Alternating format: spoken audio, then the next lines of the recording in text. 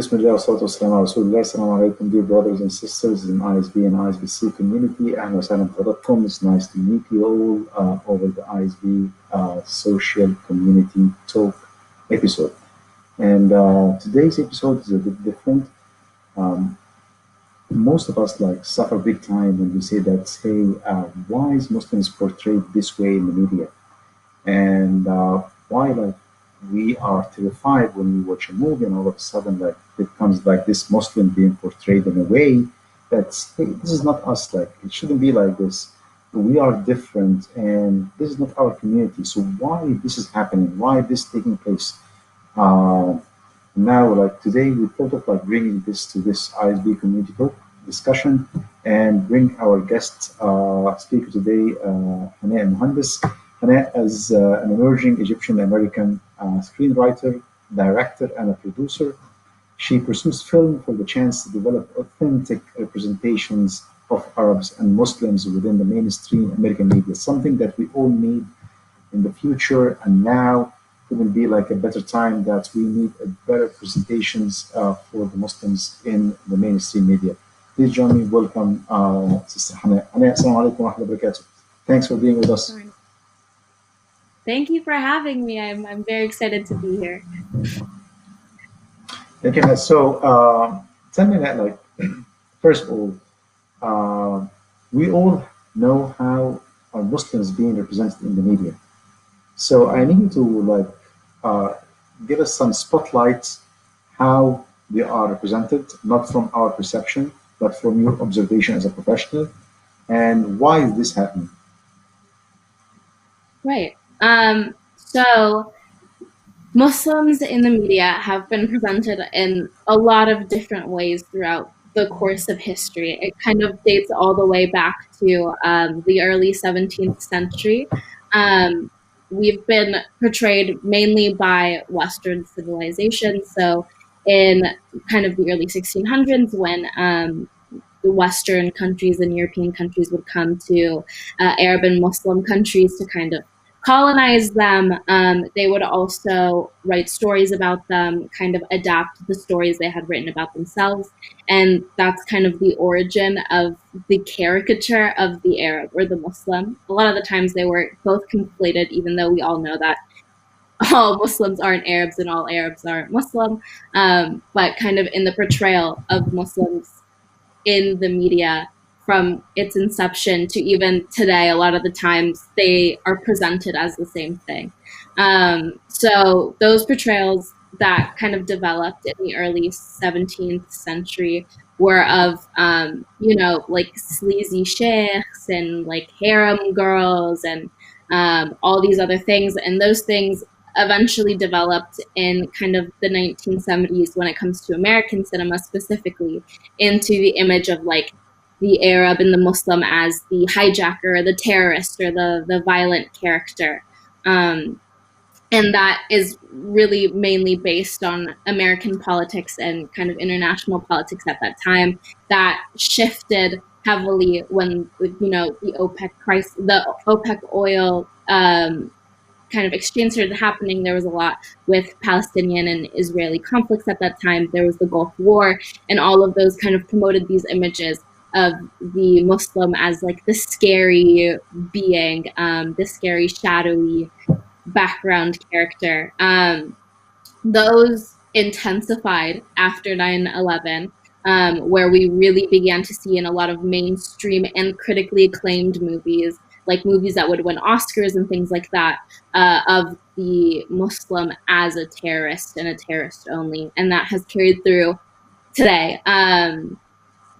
Yeah, that's what I have on Muslim representation. So it's Muslim being portrayed as terrorist. Simple, very simple. You can't find them. So for the people who comes to our communities, for example, ISBCC, and see the people in there, why the script writers and the directors don't pick from this community and at least try to portray this in the media? Why they take this something that's happening over there and make this a generalized theme portraying the Muslims? Well, it's much easier. hold on. I need to hear this from you. But Yeah. like you mentioned something about politics. Mhm. Regardless of which party is like ruling the country, it is the same. Like they're portraying people the same. We're being used the same way. So why is that? Yeah, absolutely. Um, when it comes to politics, I'm not really talking about party politics. I'm talking more about kind of the West versus the rest, the Okay, yeah. relationship that Western countries have had with uh, Middle Eastern, Southeast Asian, like historically Muslim countries. Um, and that has always been very strained. The way that they view those countries are often like they're third world countries, they need help, we need to save them, things like that. And so they tend to portray us in the way that they understand us because they don't feel like they need to learn more. They kind of feel that they have all of the information they need on this from these centuries of representations and centuries of false stories about, the East and Africa and Southeast Asia and all these things. And in contemporary times, they don't really come to communities to try to learn more and portray Muslims more accurately because if they're not a part of this community, they don't see the value in that. They really don't. They don't feel a responsibility to portray us correctly when it's much easier and has proven to be profitable for them to portray us as the bad guys. Like these movies that portray us as, silly, like Borat or like The Hurt Locker, where they portray us as terrorists and evil and scary and violent. All of those movies do really well. So they don't really see a need in kind of correcting those images of us in the media. Yeah, so it's all about money. Like it's all about like Yeah. it's like a movie and it will bring money. However, we have lots of Muslim doctors and we have lots of like people on the front lines fighting COVID, losing their lives even, but no one talks about them. They have never been portrayed. We haven't seen like a doctor in a Hollywood movie who's a Muslim. It's awkward. However, like go to any hospital and you will find like definitely Muslim doctor over there. It is a must. I think it's a given right now. So it's this need to be changed. So when I say that this need to be changed, we know that change move from one stage to the other. Stage number one, we know what's going on. The present state affair, Muslim right now is portrayed as terrorist. Now, in the future, how do you envision that? What do you would like to change? What do you want to see Muslim portrayed like? I mean, I think I would like to see Muslims portrayed as we really are. I want to see us as everyday people, as doctors, neighbors, parents, friends, children, all of these things. And we don't really get to see that. We see like one homogenous image of the Muslim that is just recreated time and time again. Um, and so my hope for Muslims in the media is really that we just get a wider array of representation. And in that wider array, when we start to see different characters being Muslim and different types of shows, different types of movies and things like that, I think that's where we will start to get a more authentic representation of Muslims as just everyday people and not terrorists and hijackers and these scary people that you don't see on an everyday basis. Perfect. When we say like media or like portrayed in media, are we talking about films or like Netflix, news, or like social media? Because like those are different. What do you think? Yeah, I think regardless, across all of these things, there are issues in Muslim representation. You're correct; they're all very different forms of media, but in all of them, maybe except for social media, with the exception of like sharing news over social media, we have been portrayed as terrorists for a long time. And in all of those things, on your social media feeds, we'd love to see more Muslims on there, more Muslim influencers, more Muslim companies that are reaching out to you to kind of normalize that. In the news, more Muslim reporters, more Muslim analysts, people like that who can really have a voice at the table when it comes to the way the news portrays Muslims, because I know that, and I think we all know that the news does not portray us very well oftentimes. They don't love to talk about the good things that we're doing. As you just said, with kind of Muslims being at the front line of COVID, that's not really a headline that we see often, but Muslims attacking something, or even when it comes to the new COVID-19 vaccine, a lot of people behind that vaccine are Muslim, and, you know, we're not focusing on that. That's not as much as of a media blitz in the news as like Muslims bombing something. And so we want to see a change there by being a part of those institutions. And the same thing goes with film and television. We need to see Muslim actors, we need to see Muslim directors and writers and people who are involved in every process of that representation, creating the stories, picking the stories that we share, and then relaying those stories and how they're told to other people and spread. And that's really where we'll get that multitude and that array of representation, and in that we will find authenticity and a voice that really stands out. Yeah, I agree with you. So I'm not familiar with the film industry in Hollywood, but I'm assuming that Yeah. there's like someone who write the script, and then a producer and a director, stuff like that. So why all the people literally who write the scripts, they have the same line of thought?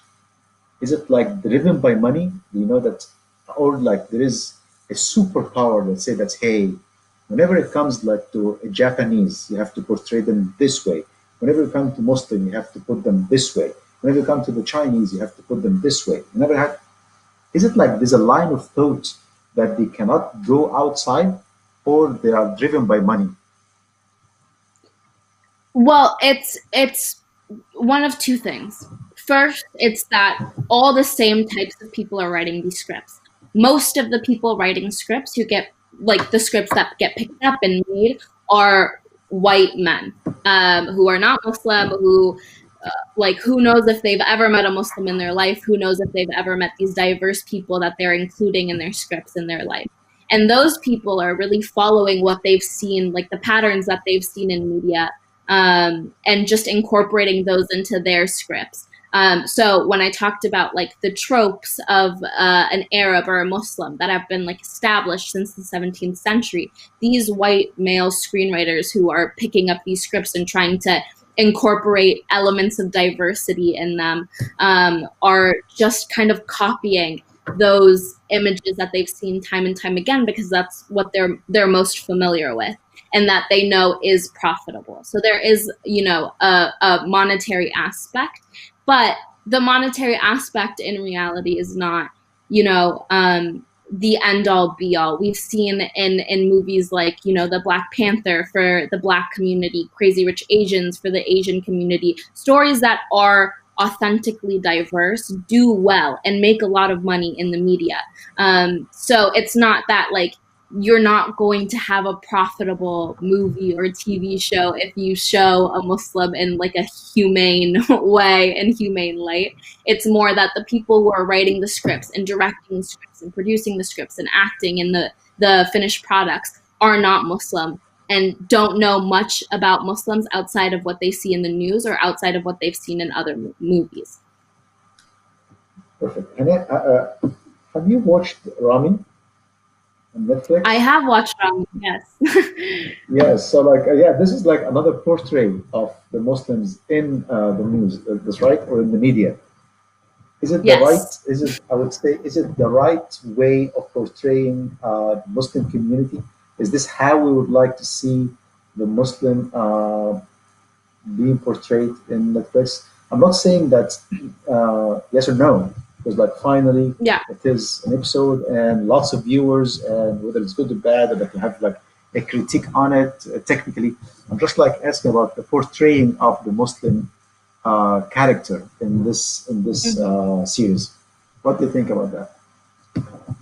I think that the series of Rami does a very good job of portraying, Muslims not as terrorists, as everyday people. These are that's what I was talking about in terms of like Muslims as your neighbors, your best friends, your moms and your dads. This is a show about an Egyptian American and Muslim family, mostly about the main character Rami, who goes through his own like spiritual and religious journeys, trying to navigate the challenges of being both Arab and American, both, Muslim and American, and how those are often at odds with each other in a lot of ways.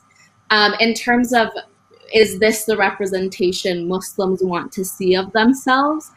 From what I've gathered, no. Many Muslims who watch the show do not like it because it does, um, portray this image of what is called kind of the a la carte Muslim. It's a Muslim who picks and chooses elements of their religion and incorporates that. I think that is a very realistic representation of a Muslim character, in that it is autobiographical for him, like semi-autobiographical at least, and that's really good in terms of again, normalizing Muslim images in the media. I think there are still problems in it, but I also want to recognize that this is a TV show because we don't have very many Muslim TV shows. Um, this show in particular is carrying all of the burden of being the one TV show that represents Muslims. And regardless of how they're represented, that is not something that one TV show can live up to. There is no one TV show and one image of the Muslim that we can all get behind and all be like, yes, this is the perfect representation of a Muslim, which is why I lean so heavily on kind of the producing multiple scripts and multiple TV shows. I think the images that Rami casts are really representative for some Muslims and really unrepresentative for others. And so the only way to remedy that is to get other Muslims to make their own TV shows. And so we can have more of a variety of what the Muslim is in the media. Because as I just said, a lot of people learn about what Islam is and what Muslims are, who Muslims are, what they do through the media, and then perpetuate kind of those images.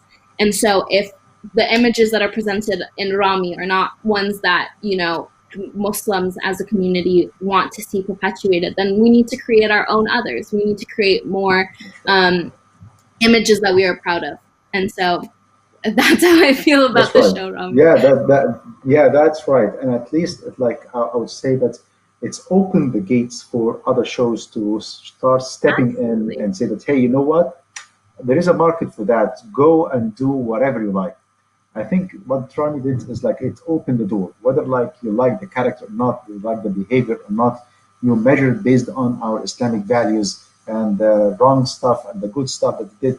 It doesn't matter. At least it's something that's went away from the terrorism, Muslim, and all this stuff that we portray.